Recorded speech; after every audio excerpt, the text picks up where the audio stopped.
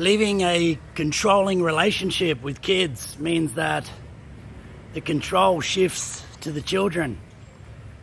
And this is the ultimate challenge as a father. And I'm not here crying blue murder and saying that I have the worst situation. One of the things I've learnt through going through a divorce with children is that there's many men out there that have struggled through this, and I have a huge amount of empathy, and I understand why many men just walk away. I guess I'm just a little more stubborn, and I was just willing to be able to stick the course, and had a little bit of luck along the way, possibly, which goes a long way, really. But yeah, being in Vietnam and building a relationship around someone means that it has different challenges. It means that more things, I guess, are out of your control when you are in another culture.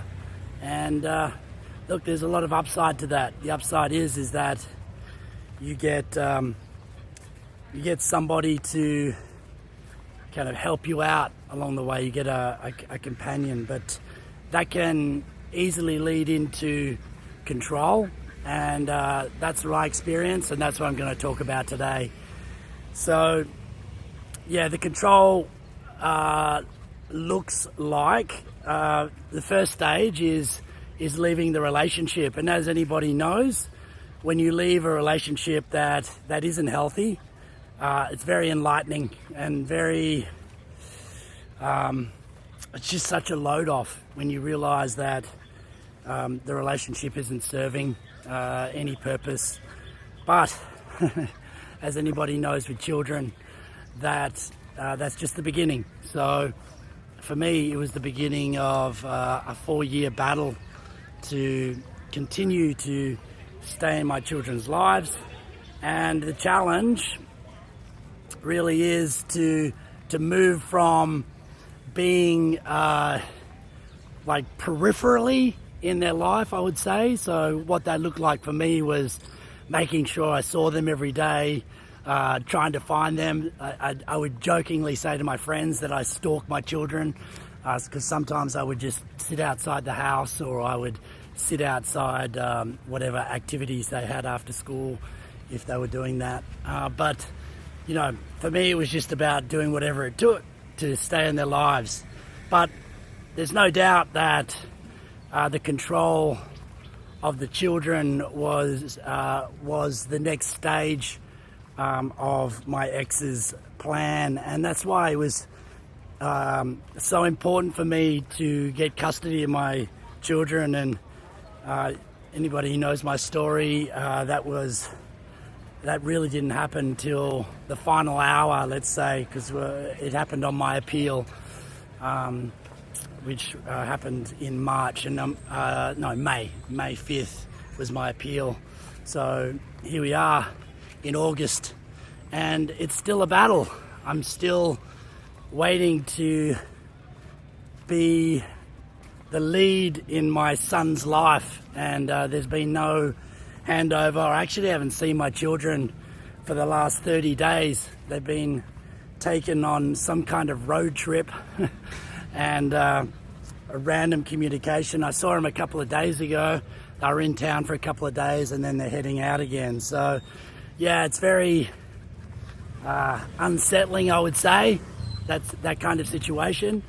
And I've just learned to understand that there's some things that I have no control over. So doing what I can, and also being more creative, and understanding that the system in Vietnam is very different. It's very non-linear, you know, so being able to organize things a little bit differently.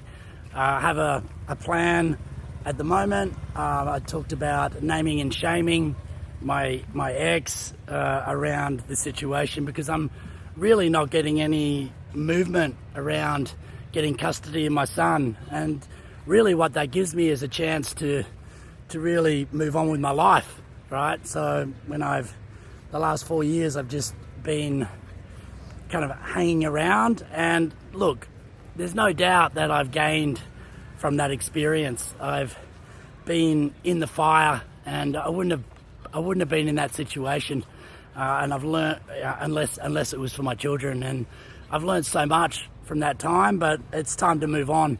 So that's kind of the next step for me, and this is just more control about not handing over my son nearly 4 months after my appeal. So it's like I said, sometimes we just need to have to be patient, for sure. That's the first thing.